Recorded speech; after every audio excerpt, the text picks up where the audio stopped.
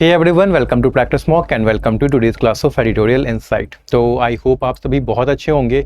आपकी पढ़ाई भी काफ़ी अच्छी चल रही होगी। मॉक्स आप रेगुलरली लगा रहे होगे, मॉक्स को एनालाइज कर रहे होगे और एनालाइज करने के बाद जो आपको पता चलता है कि कौन से सेक्शंस आपके स्ट्रॉन्ग थे, कौन से सेक्शंस वीक थे, कहाँ पे आपको वर्क करना है कॉन्सेप्ट्स पे या फिर स्पीड पे, एक्यूरेसी पे। तो इन सब चीज़ों का भी आप ध्यान दे रहे होगे, खुद को इम्प्रूव कर रहे होगे और साथ ही साथ रीडिंग कॉम्प्रीहेंशन एंड कैप पे भी वर्क कर रहे होगे। इन सेशंस को भी रेगुलरली देख रहे होगे। तो चलिए स्टार्ट करते हैं आज का सेशन। ऑब्जेक्टिव हमारा वही है कि आपकी रीडिंग कॉम्प्रीहेंशन एंड वोकैब को हम स्ट्रॉन्ग करें, जिससे आपके इन टॉपिक्स पे जो बहुत ज़्यादा क्वेश्चंस आने लगे हैं एग्जाम्स के इंग्लिश सेक्शन में, तो उन क्वेश्चंस को आप अटेम्प्ट कर सको with greater speed and accuracy, जिससे आपका ओवरऑल स्कोर इंक्रीज हो और सिलेक्शन में आपको बहुत हेल्प मिले। तो आइए स्टार्ट करते हैं आज का सेशन। ठीक है, वोकैब से स्टार्ट करेंगे और जो पहला वर्ड है हमारा वो है ऑ। ठीक है, नाउन है। अब ऑ का मतलब क्या होता है? एक फीलिंग होती है अमेजमेंट की। आपने किसी को देखा, उसने कुछ किया ऐसा जो कि बहुत रिमार्केबल था, इम्प्रेसिव था, आप इम्प्रेस हो गए, आपको लगा बहुत अच्छा क्या किया है। मतलब एक तरह से आपके दिल में उस पर्सन के लिए उसने जो अचीवमेंट की, एक रिस्पेक्ट, एडमिरेशन जागा, तो उस फीलिंग को ऑ कहते हैं। A feeling of great respect sometimes mixed with fear और सरप्राइज। अब देखो, इसमें फियर और सरप्राइज भी मिला होता है इस ऑ वाले फीलिंग पे। रिस्पेक्ट तो है, एडमिरेशन तो है, क्योंकि सामने वाले पर्सन ने जो अचीव किया वो काफ़ी इंप्रेसिव है, काफ़ी आपको अच्छा लगा। अब खुद को देखो, अगर वो सामने वाला पर्सन आपका ओपोनेंट है, ठीक है, या फिर ऐसा पर्सन है जो बहुत कुछ कर सकता है, तो फियर भी आप में लगेगा कि कहीं आप पीछे ना रह जाओ, कहीं ऐसा तो नहीं कि आप में वो क्वालिटीज़ नहीं है। तो थोड़ा सा फियर हमारे में रहता है। हम जब भी किसी को देखते हैं कोई बहुत अच्छा परफॉर्म कर रहा होता है तो हम खुश होते हैं उसके लिए, और रिस्पेक्ट आता है। बट कुछ कभी कभी अपने में भी लगता है कि नहीं, हम भी वैसा कर सकते हैं, हमें भी करना चाहिए। तो सरप्राइज भी होता है, आप एक्सपेक्ट नहीं कर रहे थे उससे, फिर भी उसने किया, यू वर सरप्राइज कि इतना अच्छा परफॉर्मेंस हुआ। तो ये सारी फीलिंग्स एक तरह से मिक्स्ड बैग होता है बहुत सारी फीलिंग्स का, जिसमें रिस्पेक्ट भी होता है, फियर भी होता है, सरप्राइज भी होता है। उसको हम ऑ कहते हैं। जनरली पॉजिटिव सेंस में ही यूज़ किया जाता है। ठीक है, और मतलब कि you are amazed, you are impressed कि उसने इतना अच्छा किया है। ठीक है, अब सिनोनिम्स क्या होंगे इसके? अमेजमेंट होगा, वंडर होगा। अमेजमेंट भी वही होता है, और feeling of admiration mixed with surprise. आप एडमायर भी कर रहे हो, उसने कुछ अच्छा किया है, साथ ही साथ आप सरप्राइज्ड भी हो रहे हो, क्योंकि आपने एक्सपेक्ट नहीं किया था कि ऐसा कुछ होगा। You were surprised but you were also impressed. Wonder भी वही होता है, सेम मीनिंग। ठीक है, feeling of surprise mixed with excitement and respect. Antonyms की बात करें तो डिसडेन और कॉन्टेम्प्ट। ठीक है, देखो, डिसडेन और कॉन्टेम्प्ट ऐसी फीलिंग है, ये तब आती है जब जो पर्सन है, आप हो, मैं हूँ, कोई भी हो, वो ये समझता है कि सामने वाला रिस्पेक्ट के लायक नहीं है। ठीक है, या उसमें ऐसा कुछ है नहीं जिससे उसको रिस्पेक्ट किया जाए, उसके बारे में सोचा जाए। ठीक है, तो एक इन्फीरियर वाली फीलिंग आती है कि नहीं, ये तो इन्फीरियर है, तो उस फीलिंग को हम कहते हैं डिसडेन या कॉन्टेम्प्ट। दोनों की मीनिंग सेम है। ठीक है, डिसडेन एक्सप्रेस करना या किसी को कॉन्टेम्प्ट से देखने का मतलब वही होता है कि हम वो पर्सन उसको इन्फीरियर मान रहा है, इन्फीरियर समझ रहा है, रिस्पेक्ट का वर्दी नहीं समझ रहा है। Second word is hegemonic, adjective है। ठीक है, हेजेमोनिक किसको कहते हैं? जो बहुत स्ट्रांग होता है, बहुत पावरफुल होता है, और चूंकि वो स्ट्रांग है, वो पावरफुल है, तो दूसरों को कंट्रोल भी कर सकता है। ठीक है, तो उसको हम कहते हैं हेजेमोनिक। और क्या कहते हैं उसको? प्रीडोमिनेंट कहते हैं, जो डोमिनेट करता है, तो प्रीडोमिनेंट वर्ड है। Dominate means to control others, to rule others. इसीलिए रेनिंग भी है, जो रेन करे दूसरों पे, क्योंकि वो सबसे स्ट्रांग है, सबसे पावरफुल है। एंटोनिम्स होंगे इन्फीरियर और सेकेंडरी। इन्फीरियर क्या होता है? जो किसी और के कंपैरिजन में कम होता है। अगर कोई स्ट्रांग है, बहुत पावरफुल है, तो उसके कंपैरिजन में उसका ऑपोजिट कौन होगा? जो स्ट्रांग नहीं होगा, जो पावरफुल नहीं होगा। ठीक है, जो इन्फीरियर होगा, जो सेकेंडरी होगा, क्योंकि प्राइमरी तो वही होगा जिसकी इंपॉर्टेंस ज़्यादा होगी। इंपॉर्टेंस ज़्यादा उसी की होगी जो सबसे स्ट्रांग है, पावरफुल होगा। ठीक। थर्ड इज एट्रीब्यूटेड, वर्ब की सेकेंड एंड थर्ड फॉर्म है। एट्रीब्यूटेड का मतलब होता है कि समझ लो कोई इवेंट हुआ, ठीक है, तो आप ये बता रहे हो कि ये इवेंट इस वजह से हुआ, तो आप उस वजह को एट्रीब्यूट कर रहे हो। ठीक है, तो सेड और believed that something is the result of a particular thing. ठीक है, अगर मैं कहूं कि her success can be attributed to her hard work. तो हम यहाँ क्या कह रहे हैं कि जो उसका सक्सेस है, उस पर्सन का, उस लड़की का जो सक्सेस हुआ है, उसको जो सफलता मिली है, उसका रीजन क्या है? उसका हार्डवर्क है। तो हम उसके सक्सेस को एट्रीब्यूट, उसके सक्सेस के पीछे जो रीजन है उसको हम एट्रीब्यूट किसको कर रहे हैं? उसके हार्डवर्क को कह रहे हैं। तो इस एट्रीब्यूट करने का मतलब यही होता है कि सेड और बिलीव कर लो कि something is the result of a particular thing. यहाँ पे सक्सेस क्या है? ये रिजल्ट है किसका? उसके हार्डवर्क का। ठीक है, इसीलिए हमने लिखा है एट्रीब्यूटेड टू। और हमेशा टू आता है इसके बाद, ये हमेशा ध्यान रखना, एट्रीब्यूटेड के बाद टू आता है हमेशा। ये एक प्रेपोजिशन है, ठीक है, और ये हमेशा होगा। तो जहां भी एट्रीब्यूटेड लिखा हो तो उसके बाद टू आएगा ही आएगा। सिनोनिम्स क्या है इसके? एस्क्राइब्ड है, अक्रेडिटेड है। ठीक है, सेम मीनिंग कन्वे करता है। एस्क्राइब्ड का भी मतलब वही होता है कि कहना कि कोई अगर चीज़ हुई है उसके पीछे का वजह क्या है, उसके पीछे का रीज़न क्या है। क्रेडिट करना कि रीज़न क्या रहा, किसने अपना कंट्रीब्यूशन दिया। ठीक है, अब एंटोनिम्स क्या होंगे इसके? डिसएसोसिएट करना। डिसएसोसिएट करने का क्या मतलब होता है? कि कोई कनेक्शन नहीं शो करना, या कि कोई अगर कह रहा है सामने से कि दो चीज़ों के बीच कनेक्शन है, तो वो कहना कि कनेक्शन नहीं है। यहाँ पे देखो कनेक्शन है, सक्सेस का कनेक्शन किसके साथ था? हार्डवर्क के साथ था। तो हमने लिखा एट्रीब्यूटेड टू। अब अगर किसी को कहना है कि सक्सेस का कनेक्शन हार्डवर्क के साथ नहीं है, तो वो इस वर्ड का यूज़ करेगा, डिसएसोसिएट का। डिसएसोसिएट मतलब कि ये दिखाना है कोई कनेक्शन नहीं है। आइसोलेट करने का भी मतलब वही होता है कि अलग अलग कर देना दोनों को, इनके बीच में कोई कनेक्शन नहीं है। फोर्थ इज ड्रेनिंग, एडजेक्टिव है। ठीक है, ड्रेनिंग क्या होता है? ऐसी कोई चीज़ को हम ड्रेनिंग कह सकते हैं जो आपको बहुत थका दे, बहुत टायर्ड कर दे, आपकी पूरी एनर्जी वो एक तरह से ड्रेन कर दे। ठीक है, तो कोई चीज़ अगर बहुत टायरिंग है और आप उस वजह से आप बहुत ज़्यादा एनर्जी अपनी लूज कर रहे हो, तो वो ड्रेनिंग होता है। ठीक है, जैसे हम कह सकते हैं ड्रेनिंग हीट। ठीक है, या फिर कह सकते हैं ड्रेनिंग वर्क। तो यहाँ पे हीट कैसा है? ड्रेनिंग है, मतलब हीट की वजह से आपकी सारी एनर्जी चली जा रही है, बहुत थक जा रहे हो। यहाँ पे क्या है? वर्क ड्रेनिंग है, मतलब ऐसा वर्क है जो आपको बहुत थका दे रहा है। सिनोनिम्स क्या होंगे इसके? Wearing and debilitating. वेयरिंग वही होता है जो आपको बहुत थका दे, आपकी एनर्जी लूज कर दे। डेबिलिटेटिंग भी वही होता है जो आपको वीक कर दे, थका दे।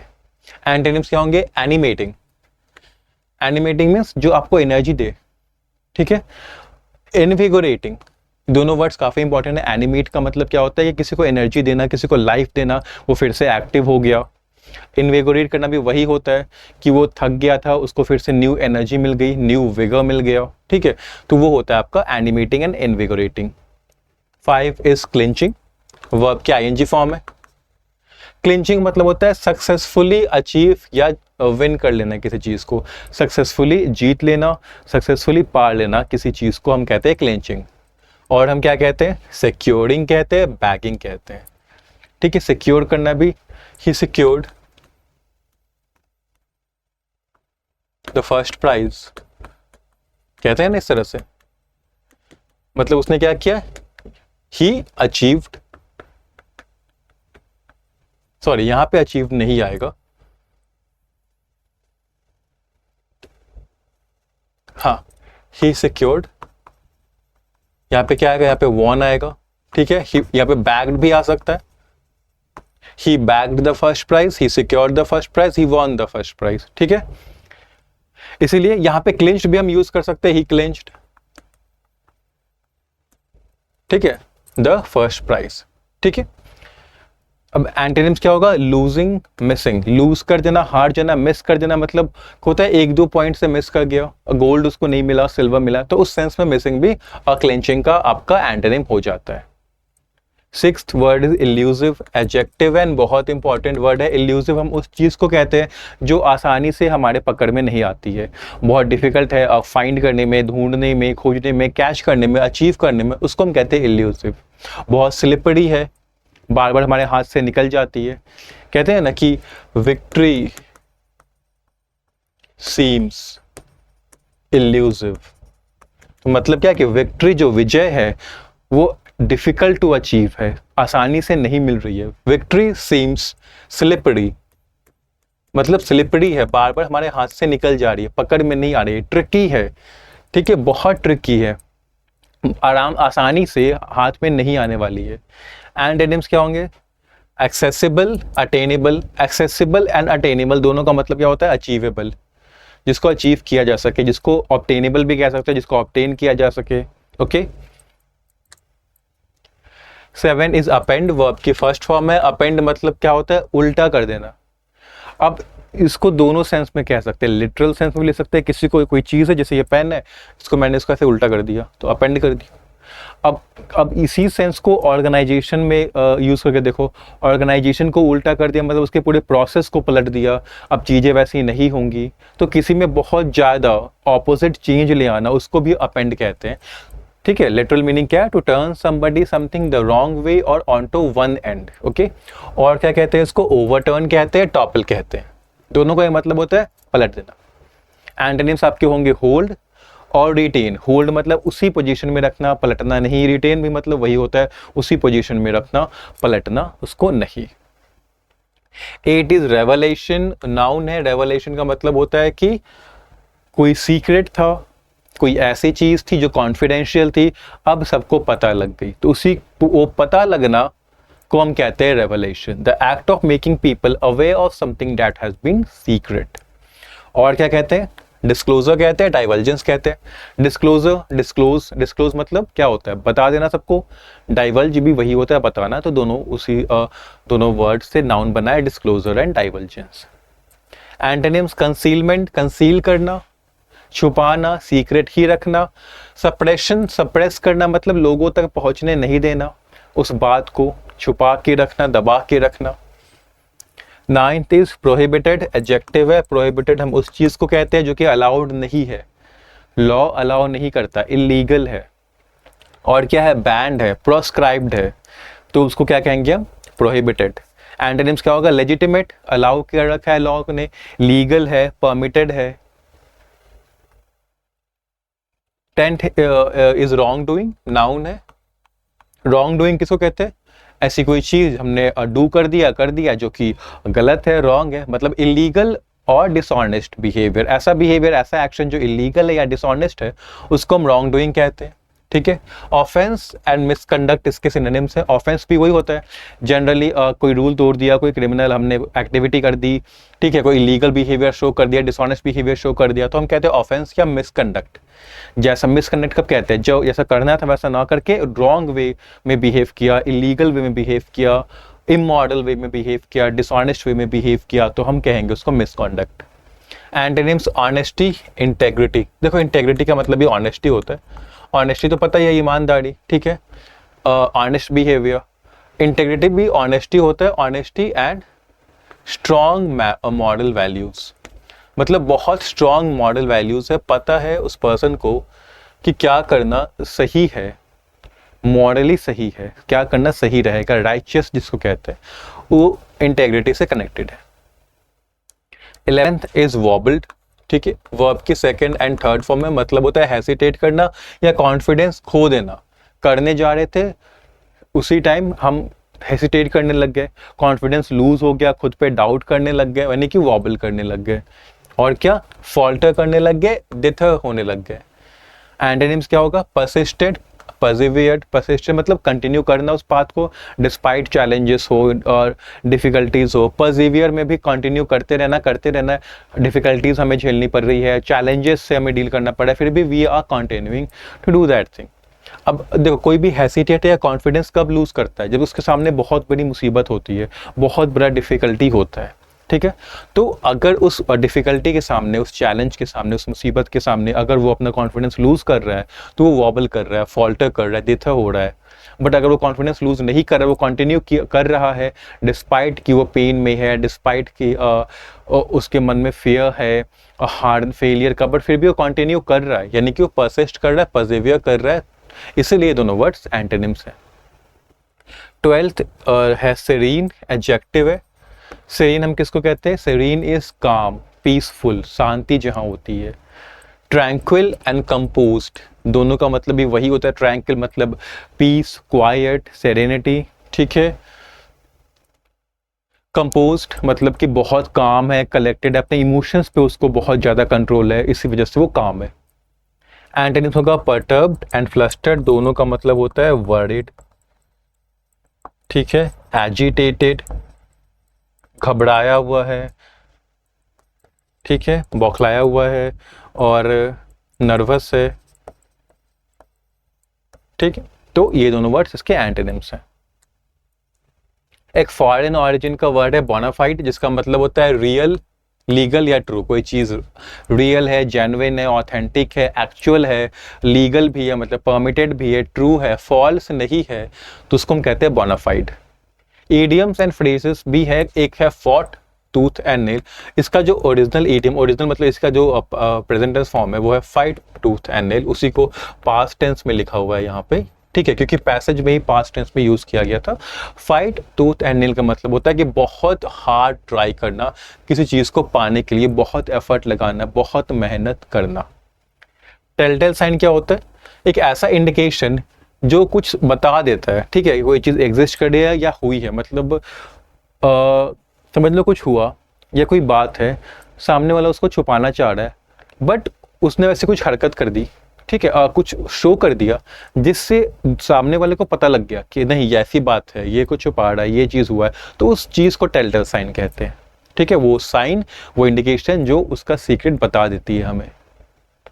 अंडर अ क्लाउड मतलब कि सस्पिशन से देखा जा रहा है, उस पर डाउट है, लोग उसको लेके सस्पिशियस हैं, ठीक है, उसको ट्रस्ट नहीं करते हैं, अप्रूव नहीं करते हैं, तो हम कहेंगे under a cloud.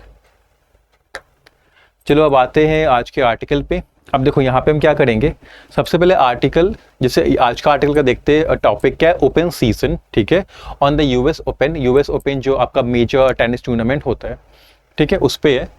The new order in tennis has been a long time coming but it is here, ठीक है। जो न्यू ऑर्डर मतलब नया जो दौर है टेनिस में, ठीक है, वो बहुत समय से आ रहा था, ऐसा लग रहा था कि आएगा, बट अब आ चुका है। तो टेनिस को लेके आज का आर्टिकल है, ठीक है, वो भी यूएस ओपन जो टूर्नामेंट होता है उससे रिलेटेड है। अब ये रहा पहला पैराग्राफ, पहले आप खुद से पढ़ो इसको। ये रहा सेकंड, ये रहा थर्ड, ये रहा लास्ट पैराग्राफ।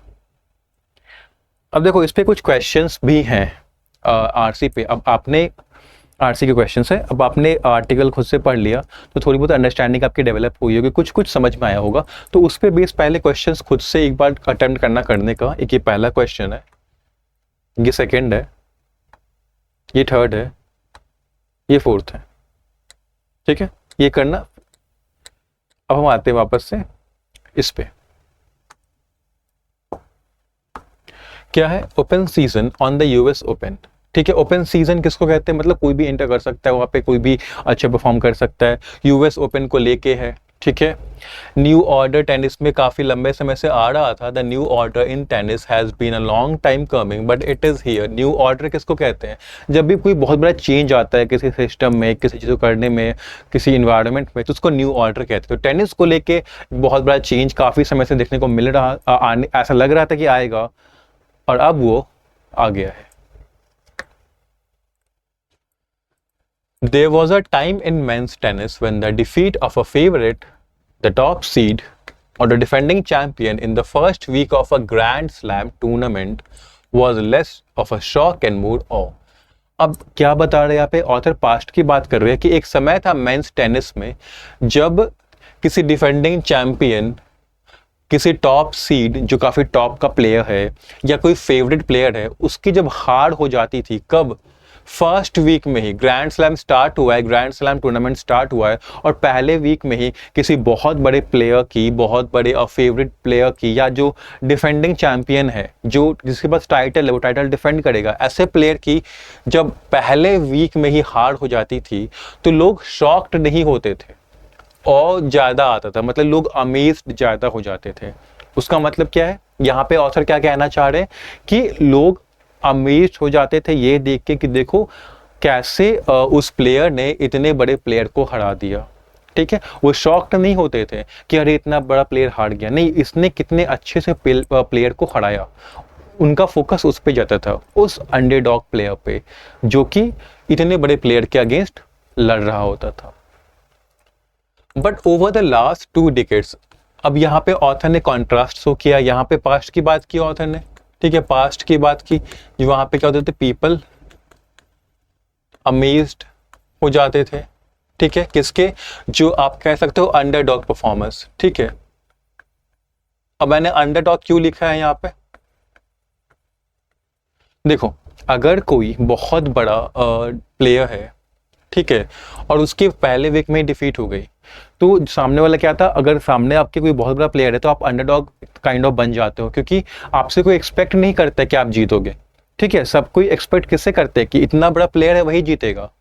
लेकिन जब ऑपोजिट हो जाता था, लोगों का एक्सपेक्टेशन टूट जाता था और जो अंडरडॉग है वो जीत जाता था, तो लोग शॉक्ड नहीं होते थे, वो अमेज्ड हो जाते थे कि इसकी परफॉर्मेंस कितनी अच्छी थी इस अंडरडॉग की, इसने हरा दिया इतने बड़े प्लेयर को। अब यहाँ पे कॉन्ट्रास्ट शो हुआ है कि लास्ट के 2 दशक में क्या देखा है, क्या हुआ है कि Roger Federer, Rafael Nadal and Novak Djokovic have been the hegemonic forces. तो ओवर द लास्ट 2 डिकेड्स, ठीक है, लास्ट 2 डिकेड्स में जब हेजेमोनिक मतलब जो प्रीडोमिनेंट फोर्सेस है वो कौन रहे हैं, Roger Federer, Rafael Nadal and Novak Djokovic, मतलब इन तीनों का ही बोलबाला रहा है टेनिस के क्षेत्र में, ठीक है, मतलब इनका परफॉर्मेंस सबसे ज़्यादा रहा है, इन्होंने सबसे ज़्यादा विक्ट्रीज की है, ठीक है, सबसे ज़्यादा जो फोकस रहा लोगों का इन पे ही रहा है। हेजेमोनिक फोर्सेस है, मतलब बहुत कम लोग हरा पाए हैं, डोमिनेट करके रखा है 2 डिकेड से इन तीनों ने टेनिस को। Such bursts of surprise have been few and rare, ठीक है। तो over the last 2 decades author क्या कह रहे हैं कि ओवर द लास्ट 2 डिकेड्स जब से Roger Federer, Rafael Nadal and Novak Djokovic का डोमिनेंस रहा है टेनिस में, इस तरह के सरप्राइज बहुत कम रहे हैं। किस तरह के सरप्राइज, इस तरह के सरप्राइज जिसका पहले लाइन में ऑथर ने बात की कि किसी अंडरडॉग ने हरा दिया, ठीक है, तो ऐसा बहुत कम हुआ है कि किसी अंडरडॉग ने रॉजर फेडरर को, राफेल नाडाल को या नोवाक जोकोविक को हरा दिया हो, ठीक है, वो भी फर्स्ट वीक में।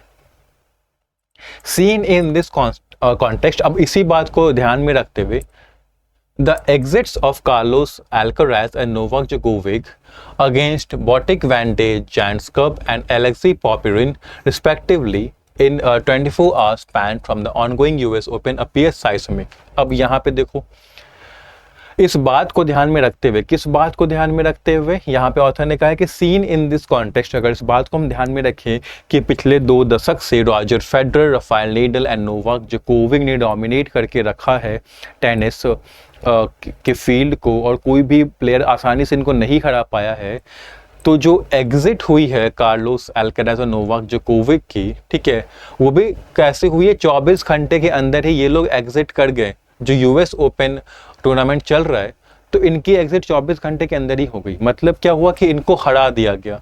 ये जो बड़े प्लेयर्स थे Carlos Alcaraz and Novak Djokovic, इनको 24 घंटे के स्पैन में ही हरा दिया। तो इसीलिए इनकी जो हार है ये साइस्मिक है, मतलब कि कैसी बन गई है, सिग्निफिकेंट है।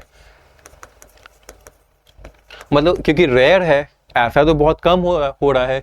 ओवर द लास्ट 2 डेकेड्स की बात करें तो ऐसा बहुत कम हुआ है कि किसी बड़े प्लेयर को पहले ही वीक में हरा दिया गया हो। बट यहाँ पे हम देख पा रहे हैं कि यूएस का जो ओपन टूर्नामेंट चल रहा है अभी, उसमें कार्लोस अल्काराज और नोवाक जोकोविक जैसे बड़े प्लेयर्स को 24 आवर के स्पैन में ही वो हार के चले गए। तो इसीलिए इनकी हार क्या बहुत सिग्निफिकेंट है। Alcaraz is the world number 3, a 4-time major champion and a bona fide title contender whenever he plays। Alcaraz क्या वर्ल्ड के नंबर 3 प्लेयर है, 4-time मेजर चैंपियन, यानी कि 4 बार उन्होंने मेजर टूर्नामेंट्स जीते हैं। ठीक है, अब देखो टेनिस में क्या होता है, एक आपका फ्रेंच ओपन होता है, एक मेजर टूर्नामेंट, एक आपका ऑस्ट्रेलियन होता है, एक आपका यूएस होता है, एक आपका विंबलडन होता है। जो चारों जीत लेता है उसको ग्रैंड स्लैम विनर कहते हैं। तो 4 टाइम मेजर टूर्नामेंट जीता है अल्काराज ने, एक बोनाफाइड टाइटल कंटेंडर रहे हैं। मतलब जब भी खेलते हैं तो ऐसा होता है कि वो टाइटल के तक जाते ही जाते हैं। ठीक है, तो यहाँ पे ऑथर ने थोड़ा सा बैकग्राउंड दिया है कि अल्काराज कितने अच्छे प्लेयर हैं। ठीक है, Djokovic is the world number 2, अगर नंबर 3 अल्काराज है, जोकोविक नंबर 2 है। The defending champion and winner of a men's record 24 slam. ये डिफेंडिंग चैंपियन भी थे और विनर भी थे, 24 स्लैम्स का रिकॉर्ड इनके पास है। तो ये बैकग्राउंड देखे ऑथर ने यही बताया है कि इतने बड़े प्लेयर्स, इतने सिग्निफिकेंट, इतने पावरफुल प्लेयर्स का 24 आवर के स्पैन में ही बाहर निकल जाना टूर्नामेंट से साइस्मिक है, बहुत सिग्निफिकेंट है, क्योंकि ऐसा बहुत कम देखने को मिला था हमें लास्ट 2 डेकेड्स में, ठीक है, कि इस तरह की कोई घटना हुई हो कि इतना बड़ा प्लेयर पहले निकल गया हो। क्योंकि जहां तक हमने देखा कि रॉजर फेडरर, राफेल नडाल और नोवाक जोकोविच जैसे बड़े प्लेयर ने डोमिनेट करके ही रखा था टेनिस को। The reverses could well be attributed to the draining summers. अब इनकी जो हार हुई है, इनका कॉज क्या बताया गया है? ड्रेनिंग समर्स को, जो समर है, जो बहुत थकाने वाली जो गर्मी है समर की, उनकी वजह से ये जो 2 प्लेयर्स हैं जोकोविक और अल्कराज, ये बहुत थके हुए हो सकता है, इस वजह से ये हार गए हों।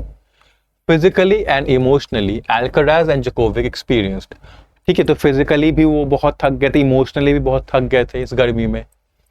The 21-year-old Spaniard won the French Open Wimbledon double, among the hardest feats in all sport, and fought Djokovic tooth and nail in the Paris Olympics final before settling for the silver medal. अब यहाँ पे एक player की बात हो रही है जो कि 21-year-old का है, स्पेनियार्ड है, मतलब स्पेन से है, ठीक है। तो उसके बारे में बात हो रही है कि उसने कैसे फ्रेंच ओपन विंबलडन डबल, यानी उसने फ्रेंच ओपन भी जीता, विंबलडन भी जीता, ठीक है, और ये जीतना बहुत हार्ड है। It is among the hardest feats in all sport, मतलब कि ये जो इन्होंने अचीवमेंट की है इस 21-year-old स्पेन के प्लेयर ने, कि फ्रेंच ओपन भी जीत लिया और विंबलडन डबल भी जीता है, तो ये काफ़ी हार्ड होता है स्पोर्ट्स के फील्ड में करना। और जोकोविक से and fought Djokovic tooth and nail, और जो 21-year-old हैं, इन्होंने जोकोविक के अगेंस्ट भी काफ़ी एफर्ट डाला, काफ़ी लड़ा जोकोविक से, कहाँ पे? पेरिस ओलंपिक्स में फाइनल में, before settling for the silver medal. अब इनको सिल्वर मेडल मिला, मतलब जोकोविक के अगेंस्ट ही खेल रहे थे, पूरे अच्छी तरह से एफर्ट लगा रहे थे, क्योंकि फॉट टूथ एंड नेल का मतलब ही वही होता है कि पूरा ट्राई कर रहे थे as hard as possible Djokovic को हराने के लिए पेरिस ओलंपिक्स में, लेकिन इनको सेटल किस पे होना हो पड़ा? सिल्वर मेडल पे, यानी जोकोविक को गोल्ड मेडल मिल गया था। जोकोविक पेरिस ओलंपिक जीत गए थे, गोल्ड मेडल, ठीक है। तो अब 21-year-old किसकी बात हो रही होगी? तो इनकी ही बात हो रही होगी, अल्कराज की, क्योंकि इन दोनों की बात हो रही है, अल्कराज तो जोकोविक, ठीक है। जोकोविक के अगेंस्ट कौन लड़ेगा? तो अल्कराज ही फाइट करेंगे जोकोविक के। तो यहाँ से हमने क्या पता चला कि 21-year-old स्पेनियर्ड प्लेयर कौन है? वो अल्कराज है। Djokovic underwent a knee surgery in early June. Early June में जोकोविक को नी सर्जरी करानी पड़ी थी अपनी, but made the Wimbledon final in less than 6 weeks after that. लेकिन सर्जरी के 6 हफ्ते बाद ही वो विंबलडन के फाइनल तक पहुंच गए थे। मतलब सर्जरी हुई, तुरंत उन्होंने रिकवर किया और तुरंत इतने अच्छे से खेला कि विंबलडन के फाइनल में पहुंच गए, before clinching the elusive singles gold medal in Paris, ठीक है। The one prize that was missing from his glittering cabinet before, मतलब कि पहले वो विंबलडन में पहुंचे, उसके बाद उन्होंने जो इल्यूसिव सिंगल्स गोल्ड मेडल था पेरिस ओलंपिक्स का, जो बार बार उनके हाथ नहीं आ रहा था, वो भी फाइनली उन्होंने क्लिंच किया, उन्होंने जीता, ठीक है। जो कि हमें यहाँ तो ही पता चल गया था कि ये दोनों ओलंपिक्स में compete कर रहे थे, अल्कराज को सिल्वर मिला तो जोकोविक को गोल्ड मिला होगा। तो फिर यहाँ पर जोकोविक की ही बात हो रही है, कैसे उन्होंने नी सर्जरी कराई, फिर वो 6 हफ्ते बाद ही नी सर्जरी के विंबलडन के फाइनल में पहुंचे, फिर उन्होंने पेरिस ओलंपिक्स में गोल्ड मेडल भी जीता, जो कि बार बार वो नहीं जीत पा रहे थे, क्योंकि इल्यूसिव बताया है ऑथर ने, इल्यूसिव सिंगल्स गोल्ड, मतलब कि उनके हाथ नहीं आ रहा था, लेकिन फाइनली आ ही गया, उन्होंने क्लिंच कर लिया। The one prize that was missing from his glittering cabinet. Glittering cabinet से क्या कहना चाहते हैं कि उनका जो कलेक्शन है प्राइजेस का, गोल्ड का कलेक्शन ऑफ गोल्ड प्राइजेस, तो वो जो ग्लिटरिंग कैबिनेट है उसमें से ये जो सिंगल्स गोल्ड मेडल था ओलंपिक्स का, ये मिसिंग था, अब वो भी उसमें आ गया है। इन अ लार्जर सेंस हाउएवर, अब अगर ब्रॉडर सेंस में बात करें, बड़े पिक्चर की बात करें, तो it is Djokovic's third round loss that can upend world tennis. तो जोकोविक की जो भी हार हुई है, हमने पढ़ा कि हार कैसे हो गई है, 24 आवर्स स्पैन में जोकोविक, ठीक है, और अल्कराज निकल गए हैं बाहर, जो यूएस ओपन चल रहा है। तो ये जो हार है उनकी, ये वर्ल्ड टेनिस को चेंज कर सकती है। अपेंड मतलब चेंज करना। Not since the 2017 Australian Open when he lost in the second round to Dennis Istomin has the Serb gone out of a major this early. मतलब कि 2017 में जो ऑस्ट्रेलियन ओपन हुआ था, ठीक है, जब वो सेकेंड राउंड में ही हार गए थे डेनिस इस्टोमिन से, उसके बाद ये दूसरी बार हुआ है कि ये जो सर्बियन प्लेयर है जोकोविक, इतनी जल्दी किसी मेजर टूर्नामेंट से बाहर निकले, यानी 2 बार निकले। एक बार वो 2017 में वो हार गए थे ऑस्ट्रेलियन ओपन में, ठीक है, डेनिस इस्टोमिन के अगेंस्ट। उसके बाद ये जो अभी चल रहा है यूएस ओपन, इसमें ये बहुत जल्दी हार गए, ठीक है, इतनी जल्दी मेजर टूर्नामेंट से। It also means 2024 will join 2017 as the only 2 seasons since 2010 that have not seen him lift a major. अब यहाँ पे क्या बता रहे कि 2024 2017 के साथ मिल के, ठीक है, यहाँ पे देखो मैं इसको अच्छे से समझाता हूँ। यहाँ पे कहने का क्या मतलब है कि 2010 के बाद 2017 और 2024 ऐसा सीजन था जब जोकोविक कोई मेजर टूर्नामेंट नहीं जीते थे। उसी को इस तरह से कहा इन्होंने कि it also means 2024 will join 2017 is the only 2 season since 2010 that have not seen him lift a major. यानी कि 2010 से के बाद एक 2017 सीजन आया जिसमें उनको एक मेजर टूर्नामेंट नहीं जीतने को मिला। 2017 में और क्या ऐड हो गया है, 2024 ऐड हो गया है। तो अब 2 सीजन ऐसे हो गए हैं जब वो मेजर टूर्नामेंट पे बाहर निकल गए और मेजर टूर्नामेंट वो जीत नहीं पाए। The failure is a telltale sign. Failure indication है, किस चीज का इंडिकेशन है? दैट जोकोविक एट 37, जोकोविक जिनकी एज 37 है, will no longer be at the top of the totem pole, कि वो अब टॉप पे नहीं होंगे टेनिस के। अभी जो टॉप प्लेयर्स माने जाते थे वो टॉप प्लेयर अब नहीं रहेंगे। In fact 2024 will be the first since 2002 without a slam winner from among Federer, Nadal and Djokovic. और अगर बात करें तो 2024 पहली बार होगा 2002 के बाद से जब कोई भी स्लैम विनर नहीं होगा, ना फेडरर, ना नडाल, ना जोकोविक टूर्नामेंट में जीतने वाले। ये पहली बार होगा 2002 के बाद आज 2024 में पहली बार होगा कि कोई slam winner Federer, Nadal and Djokovic में से नहीं होगा, ठीक है। World number 1 Jannik Sinner now has a golden opportunity to firmly establish the new order by adding the US Open to his 2024 Australian Open crown. अब जो world के number 1 Jannik Sinner हैं उनके पास एक गोल्डन अपॉर्चुनिटी है, काफ़ी अच्छी opportunity है जिसका वो फ़ायदा उठा सकते हैं।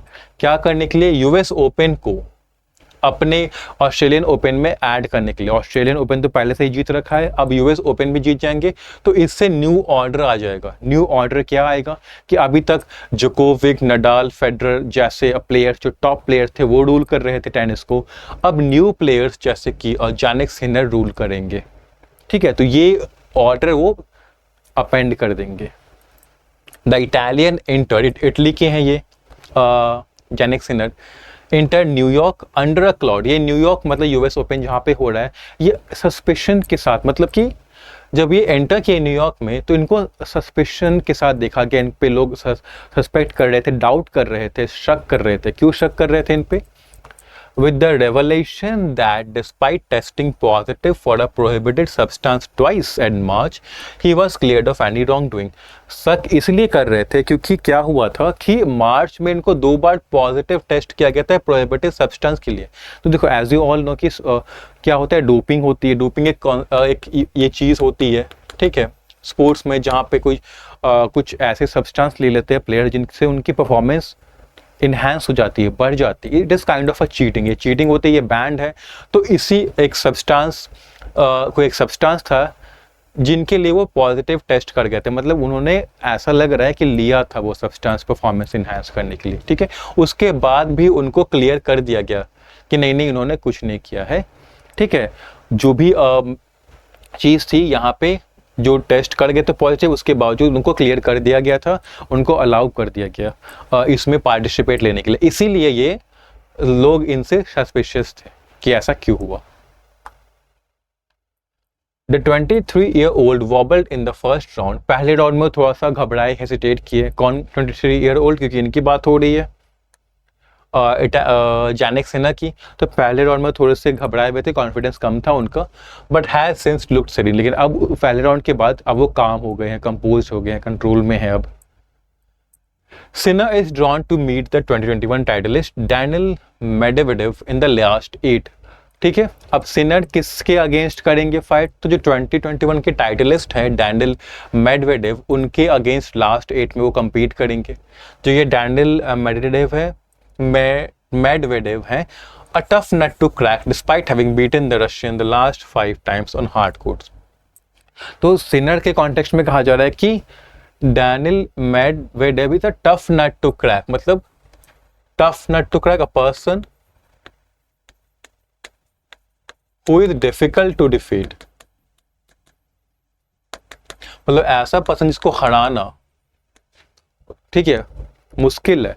तो सिन्हा के लिए डैनियल मेडवेडेव को हराना मुश्किल लग रहा है, despite having beaten the Russian the last 5 times on hard courts, बावजूद इसके कि सिनर ने उनको पहले भी हराया है, सिनर ने हराया है डैनियल मेडवेडेव को, ठीक है, पिछले 5 बार, ठीक है, हार्ड कोर्ट्स पे, फिर भी इस बार सिनर को लग रहा है कि थोड़ा सा डिफिकल्ट होगा डैनियल मेडवेडेव को यहाँ पे हराना लास्ट 8 में। But as the legendary Billie Jean King once said, pressure is a privilege and champions adjust. But अगर लेजेंडरी जो लेजेंड है बिली जीन किंग, उनकी अगर हम बात सुने तो उन्होंने क्या कहा था कि pressure is a privilege, pressure एक प्रिविलेज है, एक एडवांटेज है, ठीक है, एक बेनिफिट है, एंड चैंपियंस एडजस्ट, यानी चैंपियंस एडजस्ट करते इस प्रिविलेज का यूज करते हैं, ठीक है। तो इस प्रिविलेज का यूज करो, जो प्रेशर अभी सिन्हा पे है डैनियल मेडवेडेव को हराने का, तो उस प्रेशर को यूज करो और अपने परफॉर्मेंस को इंप्रूव करो। तो यहां से ये कहना चाह रहे। तो ये था आपका आर्टिकल, टोन एनालिटिकल है, ठीक है, क्योंकि ऑथर एनालाइज कर रहे हैं कि कैसे जो जोकोविक का जो हार हुआ है उसके बाद कैसे जैनिक सिनर के पास एक अपॉर्चुनिटी है जिससे अपेंड हो सकता है, एक नया ऑर्डर आ सकता है टेनिस में, ठीक है। उसके तो ये एनालिटिकल भी है, साथ ही रिफ्लेक्टिव भी है, क्योंकि ऑथर पास्ट की भी बात कर रहे हैं, पास्ट से प्रेजेंट को कनेक्ट कर रहे हैं, पास्ट में कैसा होता था, अभी तक कैसा होता आ रहा है, अब न्यू ऑर्डर आएगा। तो एनालिटिकल प्लस रिफ्लेक्टिव टोन है। अब आते हैं क्वेश्चंस पे। तो क्या what does the passage imply about the significance of the French open Wimbledon double for car loans Alcaraz. जो फ्रेंच ओपन विंबलडन डबल है वो कार्लोस अल्कराज को मिला, उससे उसकी सिग्निफिकेंस क्या है, उसके बारे में क्या बताया गया, क्या हम समझ सकते हैं।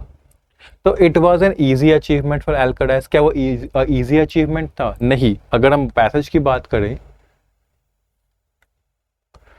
तो among the hardest feats in all sport बताया गया है कि बहुत डिफिकल्ट है ये अचीव करना, फ्रेंच ओपन विंबलडन डबल। तो ये तो हम नहीं बोल देंगे कि ये इजी अचीवमेंट रहा होगा अल्कराज के लिए। It exhausted Alcaraz both physically and emotionally, ठीक है। It was the first time Alcaraz won these tournaments. It did not have any impact on Alcaraz's performance in the US Open. It was more significant than Djokovic's Paris Olympics final, ठीक है। अब यहाँ पे देखते हैं, अगर हम इसकी बात करें, देखें, physically and emotionally Alcaraz and Djokovic physically and emotionally drained है। तो हम इससे ये बता सकते हैं कि जो ये फ्रेंच ओपन विंबलडन डबल रहा होगा वो काफ़ी टफ रहा होगा, और जो अल्कराज है उनके लिए काफ़ी ड्रेनिंग रहा होगा, वो बहुत ही फिजिकली एंड इमोशनली ड्रेन हो गए होंगे, ठीक है।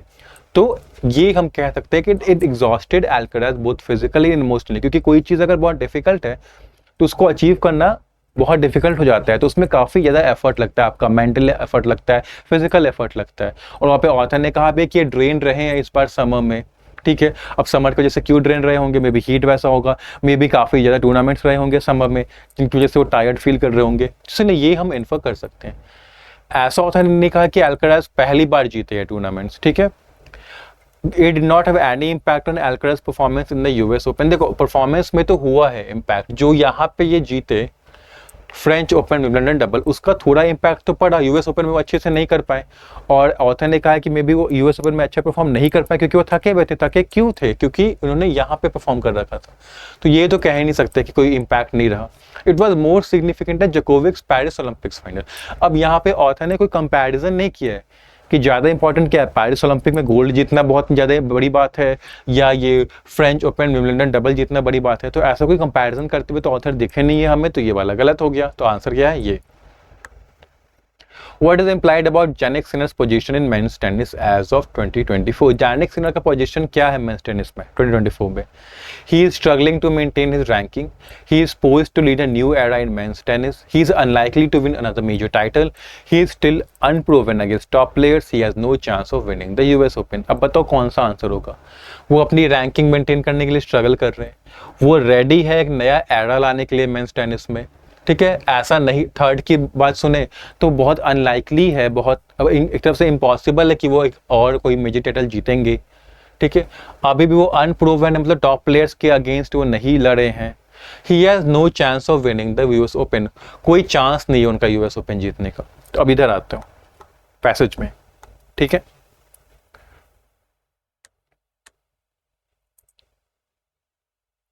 Jannik Sinner now has a golden opportunity to firmly establish the new order by adding the US Open to his 2024 Australian Open crown. Jannik Sinner के पास एक गोल्डन अपॉर्चुनिटी है, मतलब Jannik Sinner को ऑथर ने पॉजिटिव सेंस में लिया है कि वो इस अपॉर्चुनिटी का यूज कर सकते हैं और यूएस ओपन टाइटल को अपने जो भी टाइटल का कलेक्शन है उसमें ऐड कर सकते हैं। मतलब ऑथर का ओपिनियन क्या है कि वो केपेबल है जीतने के, उनके पास चांस भी है जीतने का और वो जीत सकते भी हैं, ठीक है।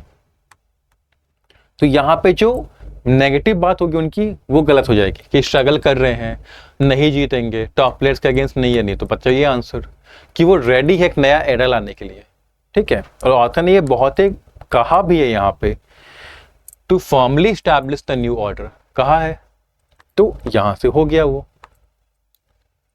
What the passage suggest about the likelihood of a major title winner in 2024 from among Federer, Nadal and Djokovic?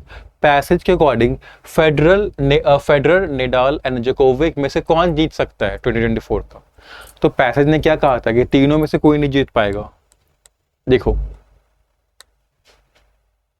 हाँ, 2024 will be the first since 2002 without a slam winner from among Federer, Nadal and Djokovic। मतलब तीनों में से कोई नहीं जीत पाएगा slam.